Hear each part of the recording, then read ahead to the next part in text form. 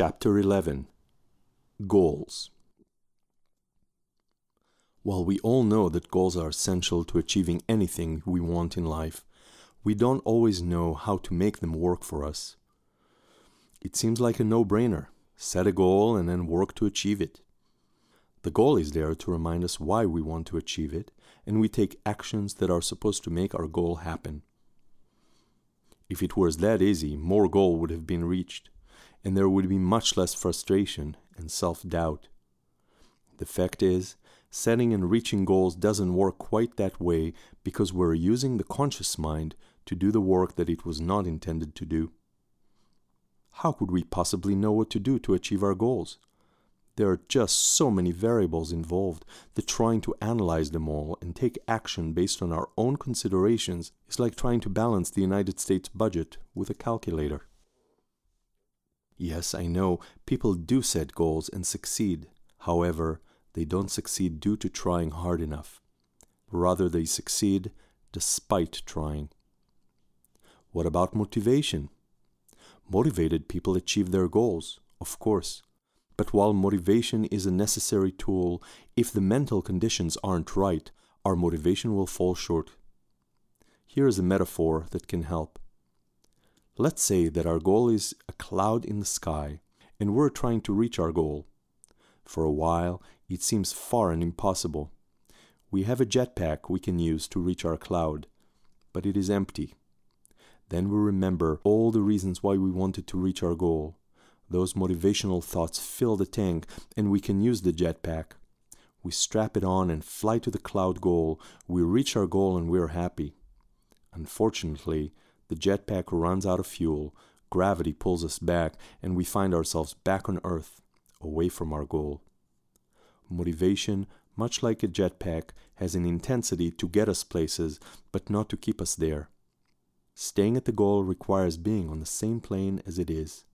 It requires that our beliefs align with the goal. Working on changing our beliefs achieves this. We can slowly change those beliefs until they become more aligned with our goal. This scenario explains why achieving goals is mostly a temporary thing. People are motivated, they expend energy, and they overcome the subconscious to change how they look, their marital status, their social scene, or their addiction. But unless the core beliefs they have changes as well, the subconscious will prevail in undoing the amazing work done to reach the goal, and it will revert the person back to his or her old self. How goals should be approached. To achieve goals, action is not all we need. In fact, actions will be taking themselves. What we have to do is the work on how we think and what we believe. To make things happen, we have to separate our efforts into 3 parts. 1. Paint a picture with feelings. Imagine the joy of the goal as if it has been achieved. 2. Allow. Let go of controlling how or when the goal will be materialized.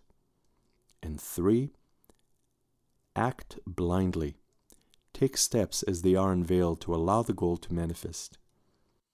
Do you spot any trying there?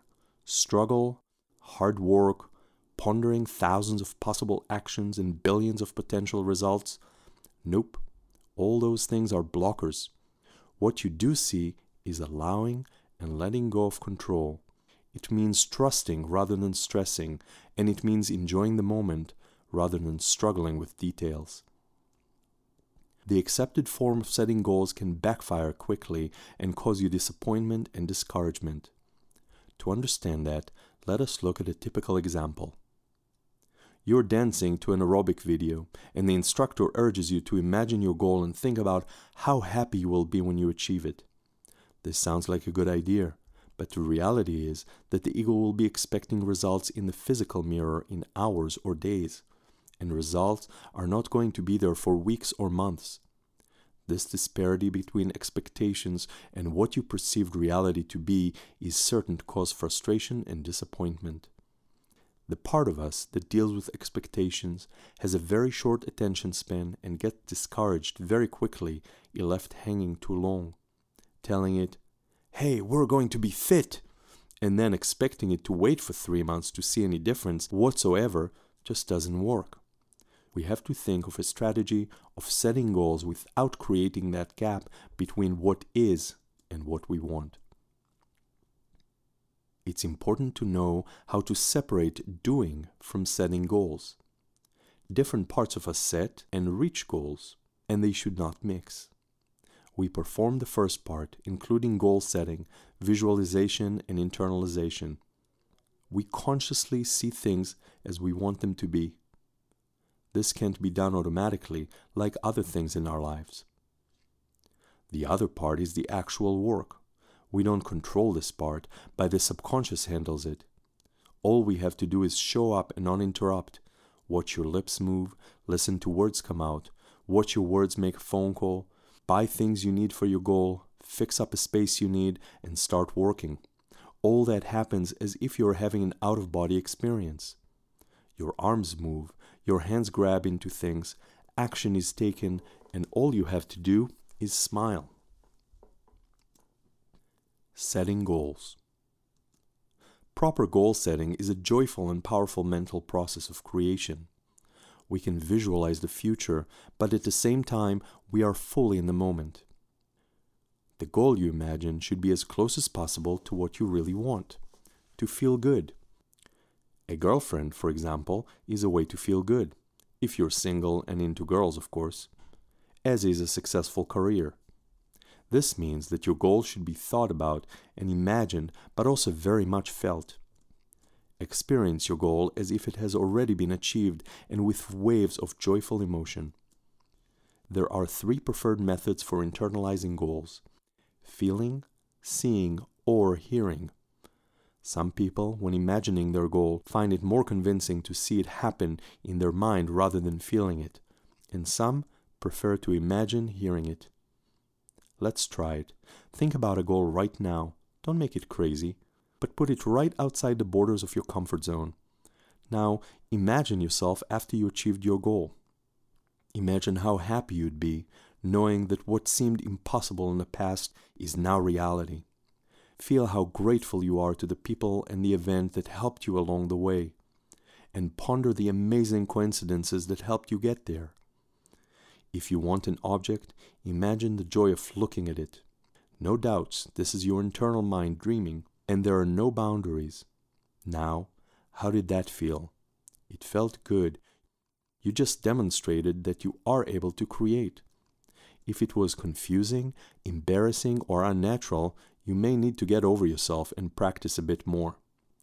Putting an intense, positive energy behind our goals unleashes an incredible power of creation. This is not something we were taught as kids, so it can be difficult to grasp as grown-ups. The part that we call planning gets credit for aiding in the actual creation. It is exactly the other way. Seeing the desired results and putting emotion behind it is the creative process. Being creative does not mean being able to pointlessly imagine things. When we use our creativity to imagine anything, we are, in fact, creating. What comes after is a physical manifestation of what is already created in the quantum field. That and a lot of letting go of resistance. I urge you to take this to heart, even if it is simply for the sake of an exercise. Goal setting blockers. While setting and fine-tuning our desire, there can be no concern as to how they will actually come to be. For a goal to be registered with the subconscious, the universe, and everything else that will push it along, we need to be in the flow.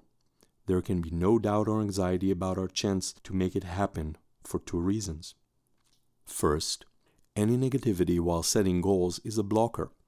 Second, you don't have to be concerned with the details, since you're not the one who's going to manifest your goal.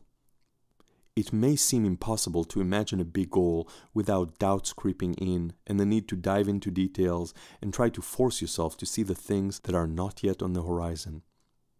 If you want to retire early, be fit, find someone amazing to be with, buy an expensive car, or what have you.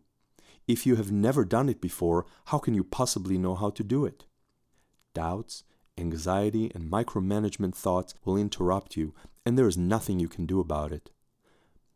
But how you react to those thoughts is up to you. There are two options here. So let's draw them up with a little example. You decide to set a goal to own a Porsche.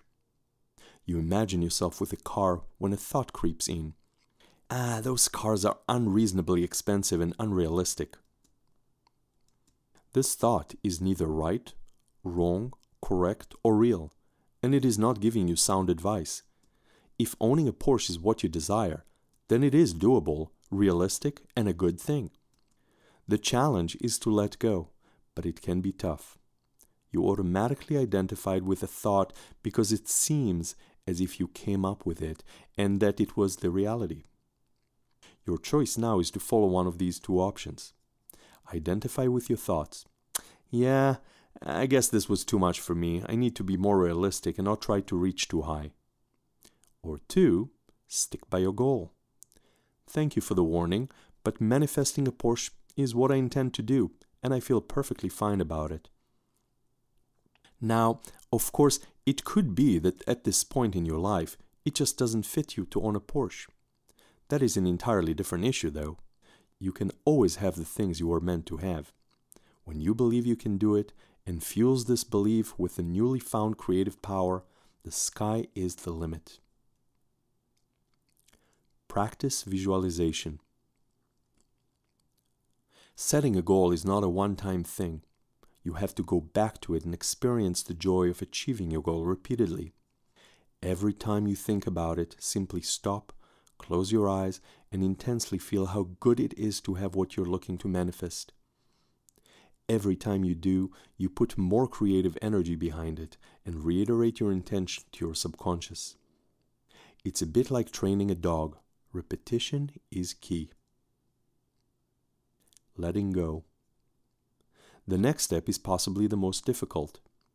Trust that the subconscious is 1,000,000 times more capable than the conscious mind, and that trying to control the manifestation process will only hinder it.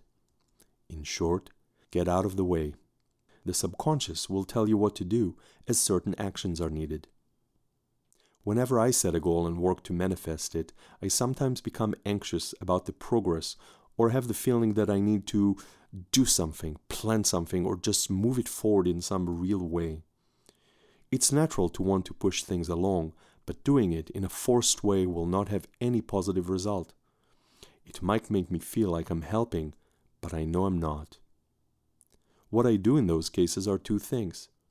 First, I let go. I tell myself that I trust that when something I will need to do to push things along is the right thing, I will just be doing it, not thinking, I should really be doing something. And second, when I feel like I need to advance things along, I take a minute to reiterate my intention. I close my eyes and positively picture myself after I achieved my goal.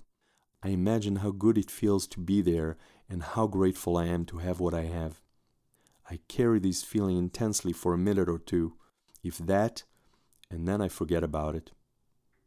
I don't need to push things anymore.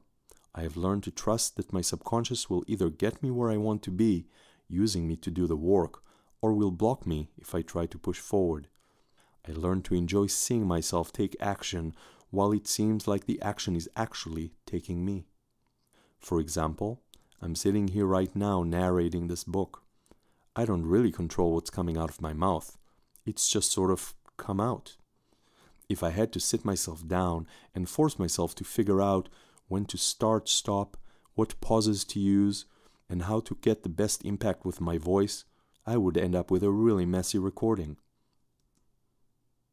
Compared to my subconscious, I'm like a single-cell organism trying to ride a bicycle. I don't get on a plane and barge into the cockpit demanding to fly it myself. Instead, I trust the crew to get me where I need to go. I also don't go to a restaurant asking to cook the dinner myself. I trust the chef to present me with a perfect meal. The subconscious is a miracle machine that can make anything we desire happen as long as we trust it and allow it. Then go ahead, desire, do it often with intensity and while feeling good, and then let go. There are forces within us that can carry our requests and convert them into atom-based objects and events in our lives.